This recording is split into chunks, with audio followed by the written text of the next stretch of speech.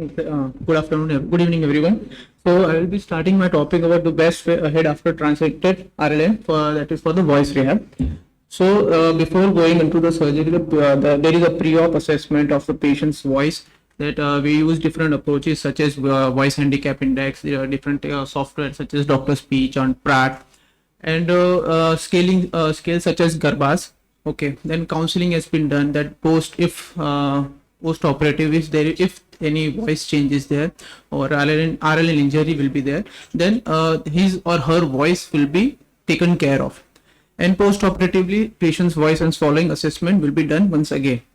So how do we do a clinical evaluation post-operatively? So for as I mentioned, the Garba scale, that is a grade, roughness, breathiness, asthenia, strain, Garba scale, where 0 is normal and 3 is severe.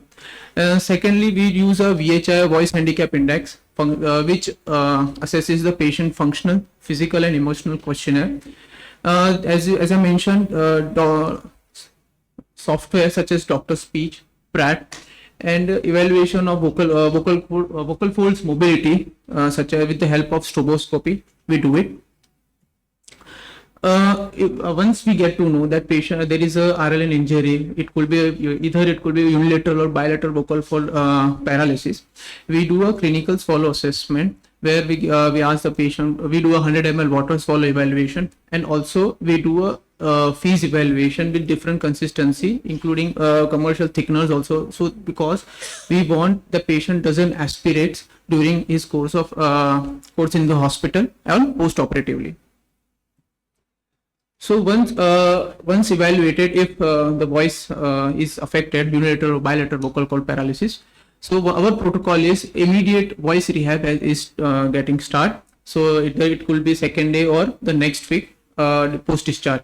So as once assessment is done, depending on the patient's logistic, whether the patient is staying nearby or out of the city, the voice therapy plan has been made accordingly, whether it is weekly, monthly sessions. It could be tele-rehabilitation also. So and patient education is very much important, whether to make him understand not to abuse his or her voice, avoid voice abuse, to keep hydration throughout his entire sessions and throughout his daily life of routine, and swallowing exercise. But because if we found out during our swallowing assessment or fees clinical evaluation, it is very much important that we avoid the risk of aspiration during his course, so which indirectly affects the quality of life of the patient. So as I mentioned, the protocol we follow is as per many articles also, then post-operatively and weekly 3 or 4 sessions, then depending on the logistics of the patient.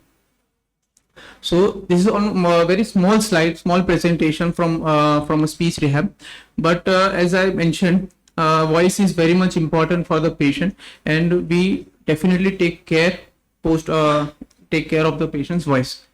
Thank you for your time.